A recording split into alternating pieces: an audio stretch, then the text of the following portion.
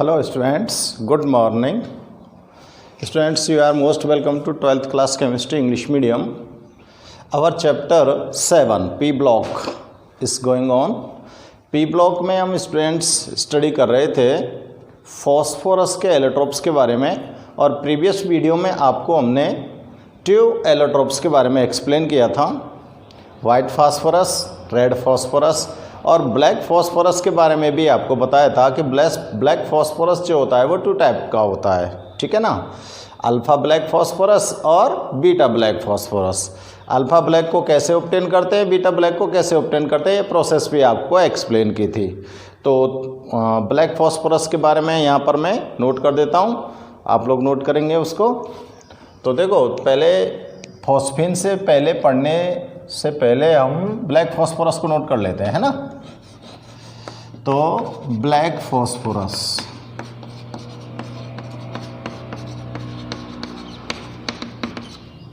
Black phosphorus क्या होता है और इसको आप लोग कैसे ऑब्टेन करते हो। तो देखो, it is found in 2 forms. ये 2 फॉर्म्स में प्रेजेंट होता है, alpha black and beta black phosphorus, ठीक है ना। अल्फ़ा ब्लैक फास्फोरस और बीटा ब्लैक फास्फोरस, ठीक है ना। तो अल्फ़ा ब्लैक को किस तरह से ऑब्टेन करते हैं ये चेक करते हैं। तो मैंने आपको बताया था कि जब रेड फास्फोरस को आप एक सील्ड ट्यूब के अंदर 803 केल्विन टेम्परेचर पर हीट करते हो तो आपको क्या मिलता है, अल्फ़ा ब्लैक फास्फोरस, है ना। तो नोट कर सकते हैं, चलो यहाँ पे नोट कर देता हूँ मैं, है ना। When red phosphorus heated in a sealed tube at 803 Kelvin temperature, then form alpha black phosphorus. तो आपको क्या प्राप्त हो जाएगा, अल्फ़ा ब्लैक फास्फोरस ऑब्टेन हो जाएगा, है ना। अब देखो, बीटा को कैसे ऑब्टेन कर सकते हैं। ये जो अल्फ़ा ब्लैक होता है ना, ये जो अल्फ़ा ब्लैक फास्फोरस होता है ये एयर की प्रेजेंस में ऑक्सीडाइज नहीं होता है, इसका ऑक्सीडेशन नहीं होता है। तो यहाँ पे लिख देते हैं, it does not oxidized in air, यानी कि एयर की प्रेजेंस में क्या नहीं होता है, ये ऑक्सीडाइज्ड नहीं होता है, ठीक है ना। अब देखो, बीटा ब्लैक को कैसे ऑब्टेन करोगे। व्हेन वाइट फास्फोरस, बीटा को ऑब्टेन करने के लिए क्या लेना पड़ेगा आपको, वाइट फास्फोरस, ठीक है ना। और वाइट फास्फोरस को हीट करना है और उसको हाई प्रेशर पर भी रखना है। Heated at 473 kelvin temperature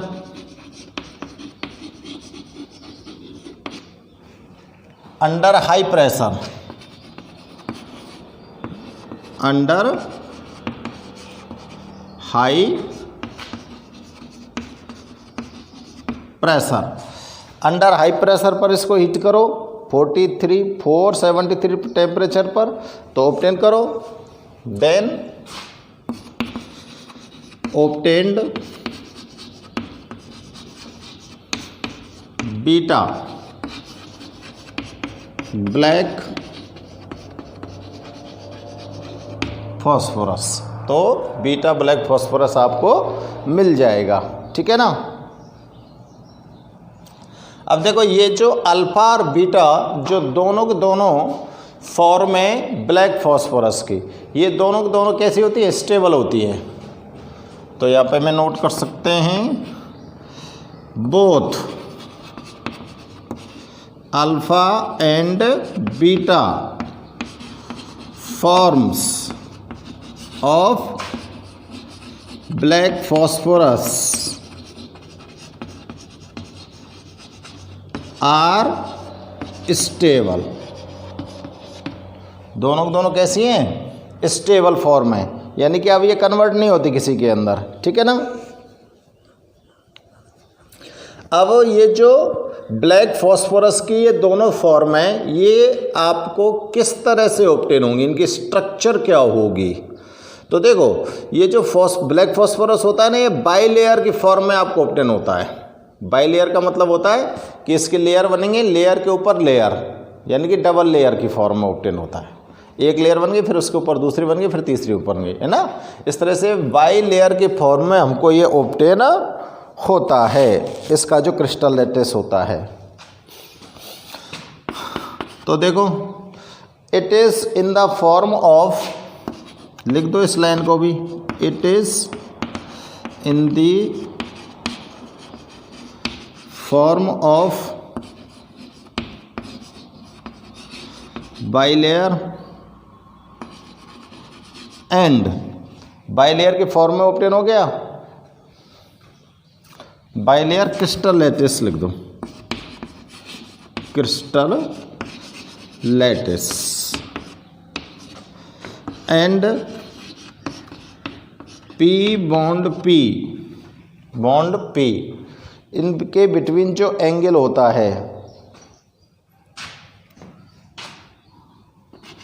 bond angle is 99 degree. भाई इसके क्रिस्टल लैटिस के अंदर जो बाइलेयर बनी है फॉस्फोरस के एटम्स के बिटवीन, है ना, इनमें पी बॉन्ड पी होंगे, तो फॉस्फोरस के साथ 4 फॉस्फोरस एटम अटैच होंगे जिनके बिटवीन 99 डिग्री का एंगल होगा। तो देखो ये कैसी इसकी बन सकती हैं, आप लोग देखो बना सकते हो। ये फॉस्फोरस, ये फॉस्फोरस, तो इस तरह से ये बनती है। इसके नीचे और बन जाएगी, यहाँ पर और जोड़ दो, है ना। तो इस तरह से जुड़ती चली जाती हैं। बना के बताऊं क्या एक आध, चलो आप लोग वीडियो को पॉज करिए, पहले इसको नोट करिए। ये इसी तरह से जुड़ती हैं स्टूडेंट्स। वैसे इसकी स्ट्रक्चर आपसे कहीं बनवाई नहीं जाती एग्जाम में भी, लेकिन आप लोग ध्यान में रख सकते हो, मतलब इस तरह से ध्यान में रख सकते हो। ऐसी बनती हैं ये हेक्सागोनल स्ट्रक्चर, आप इस तरह से बना के लाओगे ना, ये बाइलेयर बना दो इस तरह से,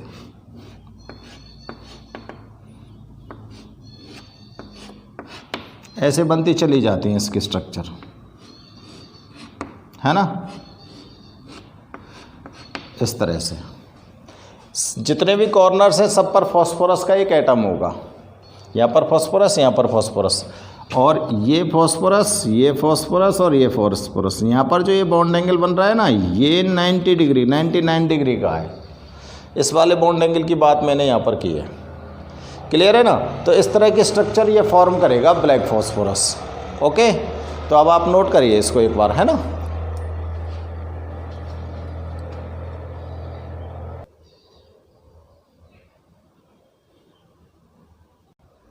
हाँ, तो देखो भाई, आपने देखा था कि फॉस्फोरस के 3 एलोट्रोप्स हो गए, वाइट, रेड और ब्लैक, जिनमें से नेचर में कौन सा आपको ऑब्टेन होगा, वाइट फॉस्फोरस। लेकिन ये स्टेबल नहीं है वाइट फॉस्फोरस, ये कन्वर्ट होता है, थोड़ा सा इसको हीट कर दोगे तो किसके अंदर, रेड फॉस्फोरस के अंदर।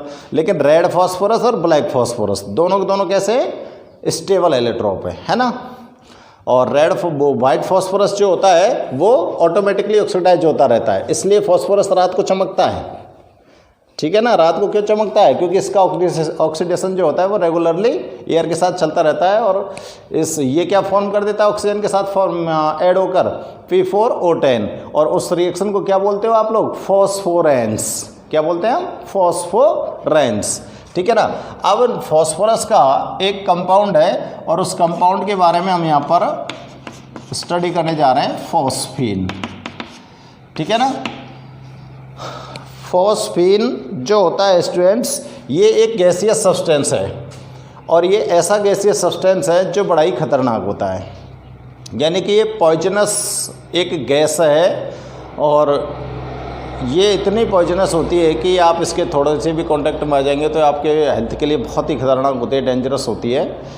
तो इसको हम कैसे ऑब्टेन करें और इसकी भी हमको कहीं ना कहीं एसेंशियलिटी होती है, तभी फॉस्फीन के बारे में हम स्टडी कर रहे हैं। तो देखो, फॉस्फीन को आप लोग ऑब्टेन करने के लिए क्या करोगे, कैल्शियम फॉस्फाइड, क्या बोल रहा हूँ मैं, कैल्शियम फॉस्फाइड को अगर वाटर या हाइड्रोक्लोरिक एसिड के साथ अगर आप ट्रीट करते हो, कैल्शियम फॉस्फाइड को जब हम वाटर या हाइड्रोक्लोरिक एसिड के साथ ट्रीट करते हैं तो हमको ऑब्टेन हो जाती है फॉस्फीन गैस। ठीक है ना।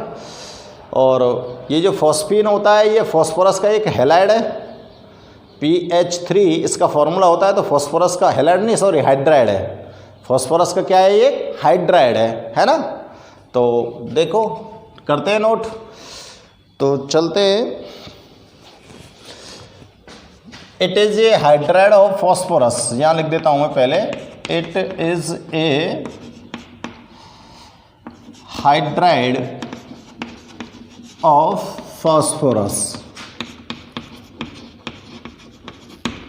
फॉस्फीन जो होता है वो फॉस्फोरस का एक हाइड्राइड होता है। और दूसरी बात, इसको ऑब्टेन करने के लिए आपको क्या करना पड़ेगा, ट्रीट करना पड़ेगा कैल्शियम फॉस्फाइड को वाटर और HCl एसिड के साथ। It is obtained by reaction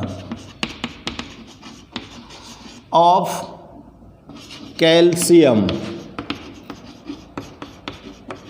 phosphide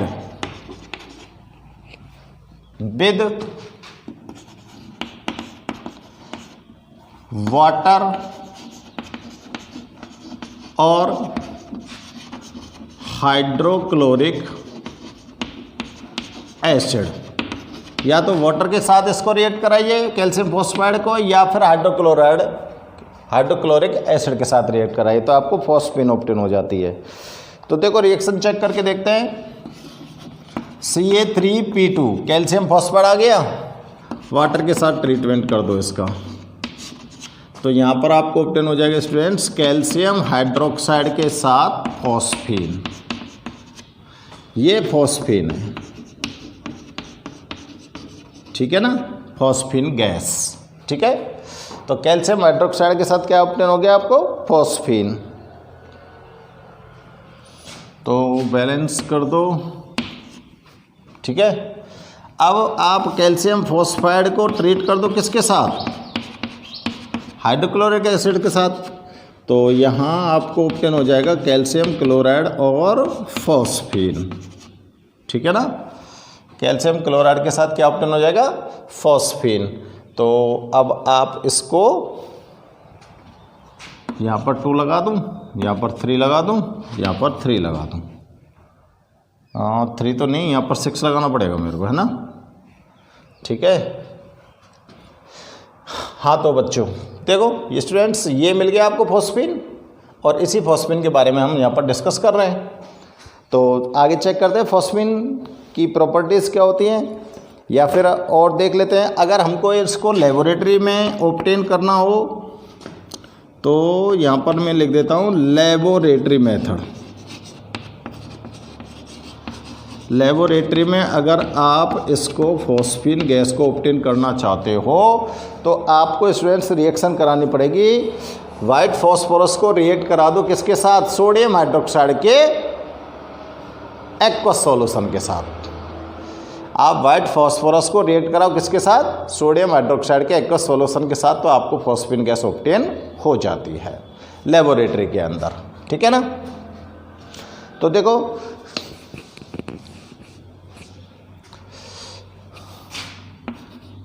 it is obtained by reaction of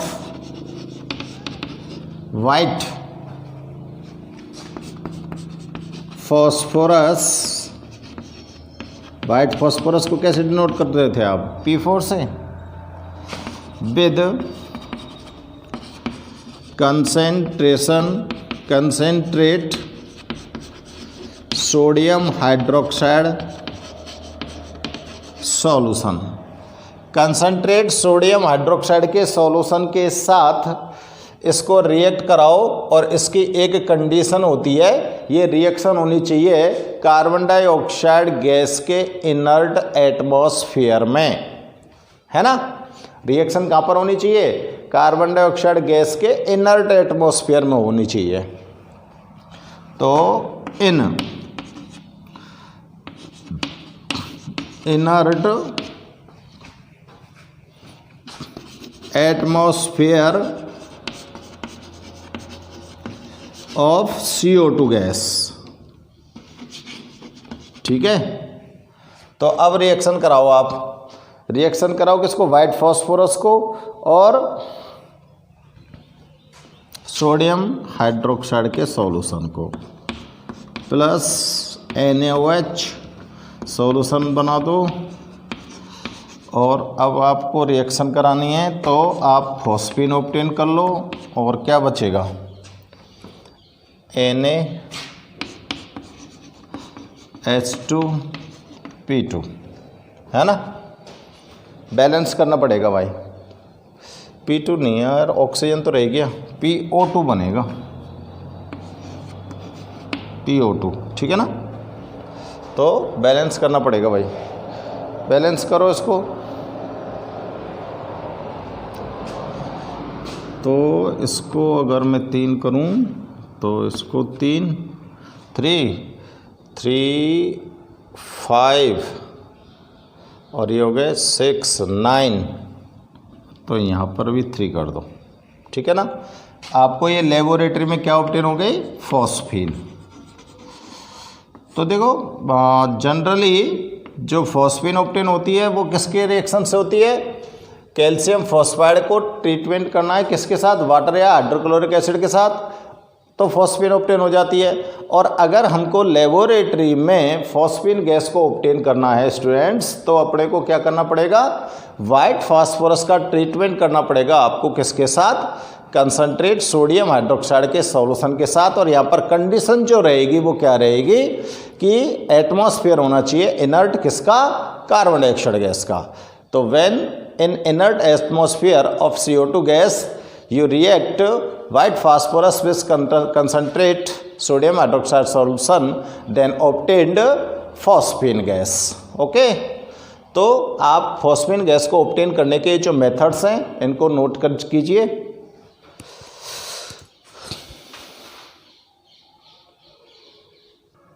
अब देखो इसकी प्रॉपर्टी चेक करते हैं स्टूडेंट्स। फॉस्फीन गैस जो होती है ये प्योर फॉर्म में इनफ्लामेबल नहीं होती, प्योर फॉर्म में इनफ्लामेबल नहीं होती, बट ये इनफ्लामेबल हो सकती है कब? जब इसके अंदर मिक्स हो जाए क्या? P2H4 यानी कि डाई फास्फोरस हाइड्राइड, ये अगर इसके अंदर ऐड हो जाए या फिर वाइट फास्फोरस की थोड़ी बहुत वेपर इसके अंदर आ जाए तो ये इनफ्लामेबल हो जाती है, यानी कि ये तुरंत आग पकड़ लेती है।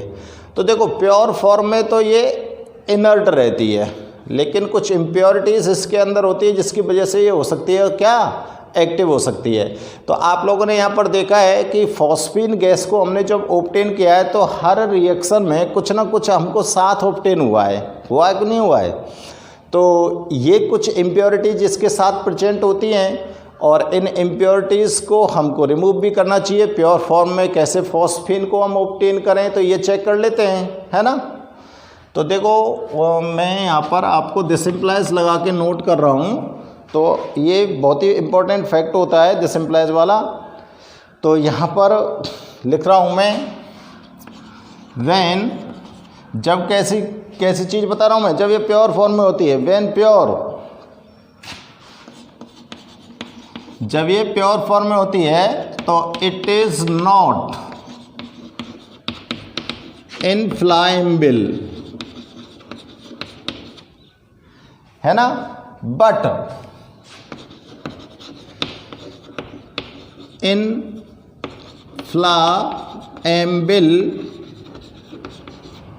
लेकिन ये ज्वलनशील हो सकती है। कब? बट बिकम्स इनफ्लामेबल लिख दो। हाँ, बिकम्स हो सकती है तो बिकम्स शब्द आना चाहिए ना।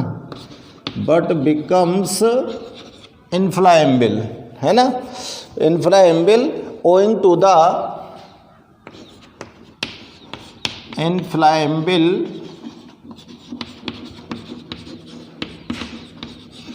owing to the presence of ये फॉस्फोरस का हाइड्राइड और वाइट फास्फोरस की वेपर, अगर इन दोनों में से कोई भी एक चीज़ इसको मिल जाए तो ये क्या हो सकती है? इनफ्लामेबल हो सकती है, यानी कि ये ज्वलनशील हो सकती है। अब आपको क्या करना है? To purify it from impurities, इसको हमको इम्प्योरिटीज से प्योरीफाई करना है, यानी कि शुद्ध स्टेट में, यानी कि प्योर स्टेट में ऑब्टेन करना है। तो क्या करेंगे? ये जो फॉस्फीन आपको ऑब्टेन हो रही है इम्प्योरिटीज के साथ, इसको इम्प्योरिटी के सहित आप हाइड्रोजन आयोडाइड के सॉल्यूशन में एब्जॉर्ब करवा दो, है ना। हाइड्रोजन आयोडाइड के सॉल्यूशन में ये एब्जॉर्ब हो जाती है और फिर इसका ट्रीटमेंट करवा देते हैं हम किसके साथ? पोटेशियम हाइड्रोक्साइड के साथ। और जैसे पोटेशियम हाइड्रोक्साइड के साथ ये ट्रीट होती है तो तुरंत आपको प्योर फॉर्म में फॉस्फीन गैस ऑब्टेन हो जाती है। ठीक है ना। दोबारा से सुनो मेरी बात को। फॉस्फीन गैस को प्योर फॉर्म में ऑब्टेन करने के लिए आपको इसकी इम्प्योरिटी सहित इसे किस में एब्जॉर्ब करवाना है? हाइड्रोजन आयोडाइड के सॉल्यूशन के अंदर। और उसमें जब ये एब्जॉर्ब हो जाएगी तो फिर ये क्या बना लेगी? कोई आयोडाइड बना लेगी, है ना। और उस जो फॉस्फीन का आयोडाइड वहाँ पर आपको ऑब्टेन होगा, वो उस फॉस्फीन के आयोडाइड को आप रिएक्ट करा दो किसके साथ? पोटेशियम हाइड्रोक्साइड के साथ। और अब आपको यहाँ पर जो ऑब्टेन होने वाली चीज़ है होगी वो कैसी होगी? प्योर फॉस्फीन होगी। ठीक है ना। तो चलो मैं लिख देता हूँ। It is absorb in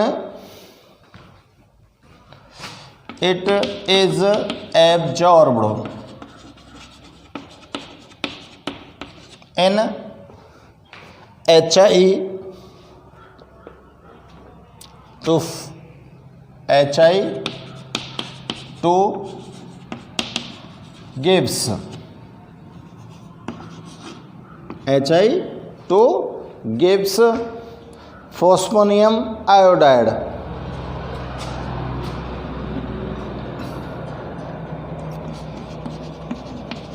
phosphonium iodide. मैं बोल रहा था ना अभी आपको, कोई आयोडाइड फॉर्म कर लेगी तो ये फॉस्फोनियम आयोडाइड क्या होता है? PH4I। और अब इस फॉस्फोनियम आयोडाइड को आप रिएक्ट करा दो किसके साथ? पोटेशियम हाइड्रोक्साइड के साथ। तो अब पोटेशियम हाइड्रोक्साइड के साथ जैसे ही ये रिएक्ट होगा तुरंत आपको प्योर फॉर्म में फॉस्फीन ऑब्टेन हो जाएगी। Which on reacting with which on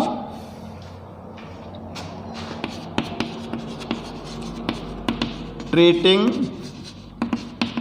with potassium hydroxide gives off phosphine, तुरंत आपको यहाँ पर फॉस्फीन ऑब्टेन हो जाएगी, है ना। तो देखो रिएक्शन भी मैं आपको बता देता हूँ। आपने फॉस्फीन को एब्जॉर्ब करवा दिया किसके साथ? हाइड्रोजन आयोडाइड के साथ। और आपको यहाँ पर ऑब्टेन हो गया फॉस्फोनियम आयोडाइड। और अब इस फॉस्फोनियम आयोडाइड को आप लोग रिएक्ट करा दो किसके साथ? पोटेशियम हाइड्रोक्साइड के साथ। तो आपको यहाँ पर प्योर फॉर्म में ऑब्टेन हो जाएगी क्या? फॉस्फोनियम। तो ये है प्योर फॉस्फीन। ठीक है ना। प्योर फॉस्फीन कैसे ऑब्टेन करनी है? तो वो रिएक्शन आपको यहाँ पर मैंने एक्सप्लेन की है। ओके स्टूडेंट्स, तो आप लोग फॉस्फीन को किस तरह से ऑब्टेन कर सकते हो और इसकी क्या फिजिकल प्रॉपर्टीज़ हो सकती हैं, ये सारी चीज़ें आपने यहाँ पर चेक की हैं, तो इनको नोट कीजिए आप लोग। फिर इसकी आपको स्ट्रक्चर बता दें कि फॉस्फीन की स्ट्रक्चर किस प्रकार के बना सकते हैं हम। तो देखो फॉस्फीन की स्ट्रक्चर, PH3 बनाना है अपने को, है ना। तो ये हाइड्रोजन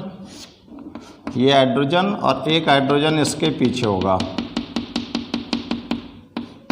क्लियर। और इसके ऊपर अमोनिया की तरह ही एक लॉन पेयर होगा। ये फॉस्फीन की स्ट्रक्चर है स्टूडेंट्स। अब इसमें देखो आपको बॉन्ड एंगल बता देता हूँ कितना होता है। इसका जो बॉन्ड एंगल होता है ये वाला, ये होता है 93.6 डिग्री, और ये जो डिस्टेंस है, ये डिस्टेंस होती है 142 पिकोमीटर। तो इस तरह से फॉस्फीन की स्ट्रक्चर आप बना सकते हो। और इसकी प्रॉपर्टीज़ भी मैं और नोट कर दूँगा आपको। तो देखो फॉस्फीन जो होती है वो एक कलरलेस गैस होती है और इसके अंदर से रॉटन फिश स्मेल आपको आती है, यानी कि सड़ी हुई मछली की तरह गंध आती है ना। तो यहाँ पे लिख सकते हैं it PH3 is a colourless gas with रॉटन fish smell, ठीक है ना। It is a poisonous gas, poisonous gas है, ये तो मैं पहले से ही कहता आ रहा हूँ आपको, है ना। और देखो ये क्या होती है स्टूडेंट्स, ये एक्सप्लोसिव हो सकती है अगर कोई भी ऑक्सीडाइजिंग एजेंट इसके कांटेक्ट में आए। तो कोई भी ऑक्सीडाइजिंग एजेंट इसके कांटेक्ट में आया तो इसमें एक्सप्लोजन हो जाएगा, है ना।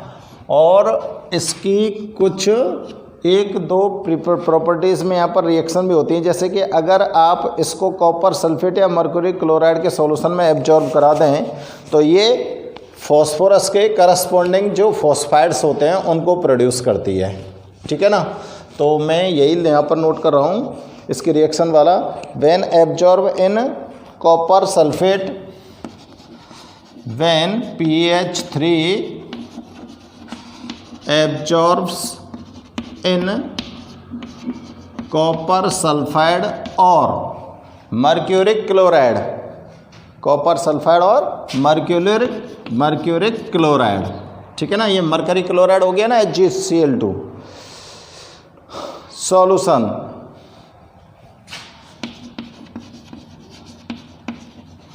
The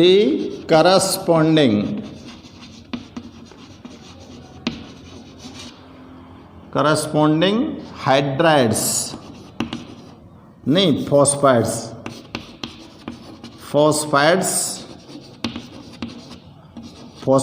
obtained. तो इसके कौन कौन से फॉस्फाइड आपको ऑब्टेन हो सकते हैं, तो देखो कॉपर सल्फेट के साथ आप फॉस्फीन को, कॉपर सल्फेट सॉल्यूशन के साथ रिएक्ट कराना है फॉस्फीन को, तो आपको यहाँ पर ऑब्टेन होगा कैल्शियम, कैल्शियम कहाँ से आ जाएगा, कॉपर फॉस्फाइड, क्या होना चाहिए, copper phosphide.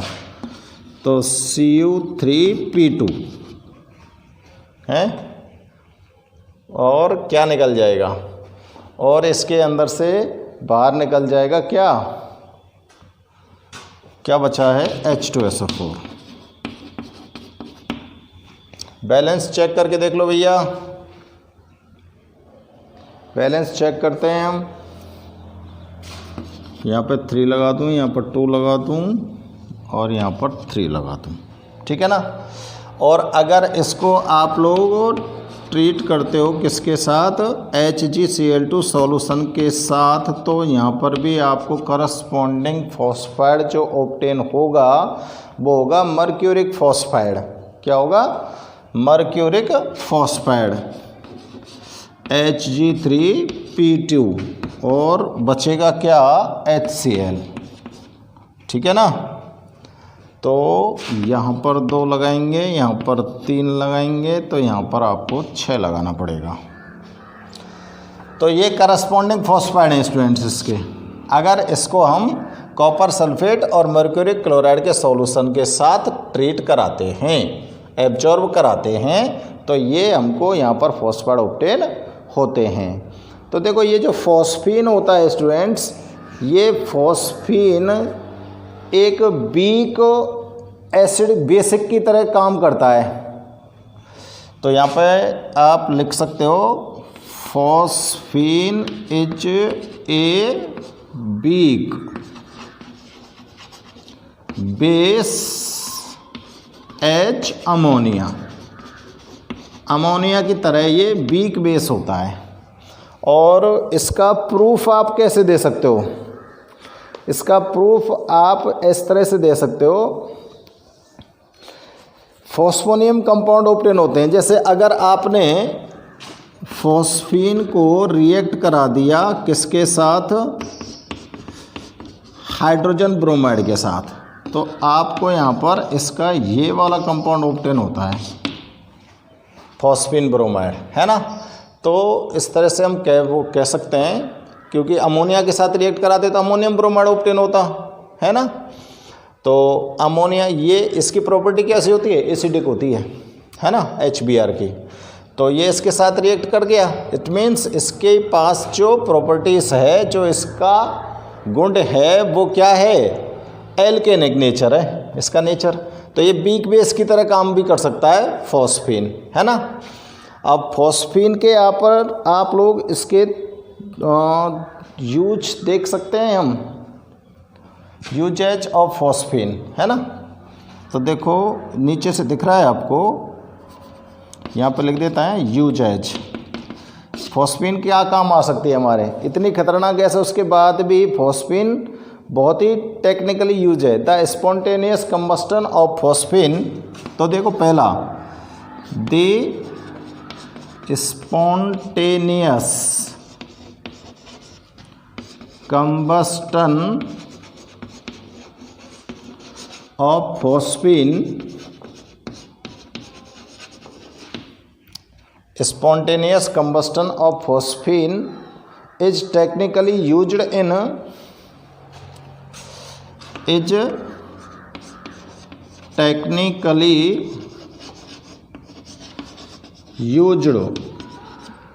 Holmes signal. Holmes signal, ये होल्म्स सिग्नल मतलब इस एक तरह से ऐसे समझो कि जैसे कोई जहाज वगैरह होते हैं ना, शिप वगैरह होते हैं जो सी के अंदर चलते हैं, समुद्र के अंदर जो जहाज वगैरह चलते हैं, उनके अंदर अगर कोई प्रॉब्लम हो जाती है तो वहाँ पर इस गैस को एक गन के द्वारा एक उसमें छोड़ा जाता है, तो बहुत तेज़ उजाला करती है, कम्बस्टन होता है उसका, है ना। तो उससे सिग्नल मिल जाता है कि यहाँ पर कुछ है, ठीक है ना। और इसका एक आध यूज और लिख सकते हैं, एक यूज और लिख दो, it also used in home screen, smoke screen. आप सीरियल्स वगैरह देखते हो ना, तो उसमें स्क्रीन जो दिखती है आप जहाँ पर धुआं सा निकलता रहता है, तो स्मोक स्क्रीन को फॉर्म करने में भी इसका यूज़ कर सकते हो, ठीक है ना। तो ये नीचे से दिख रहा है आपको। तो बच्चों आपने फॉस्फीन के बारे में यहाँ पर पूरी इन्फॉर्मेशन मैंने आपको यहाँ पर बता दी है, ठीक है ना। तो ये फॉस्फोरस का एक हाइड्राइड है, फॉस्फीन जो होता है, और इसमें हाइड्राइड को आप, ये गैसियस हाइड्राइड होता है जो बड़ा ही डेंजरस और पॉइजनस होता है, ठीक है ना। किस तरह से आप इसको ऑब्टेन कर सकते हो, लेबोरेटरी में कैसे करते हो, ये सारे मेथड्स आपको यहाँ पर एक्सप्लेन किए, कुछ इसकी प्रॉपर्टीज़ आपको बताई हैं, इसकी स्ट्रक्चर आपने चेक की है, ठीक है ना। तो ओके स्टूडेंट्स, इस वीडियो में बस आपको आज इतना ही फॉस्फीन के बारे में एक्सप्लेन कर रहे हैं। नेक्स्ट वीडियो में आपको नेक्स्ट टॉपिक के साथ फिर से आते हैं। ओके।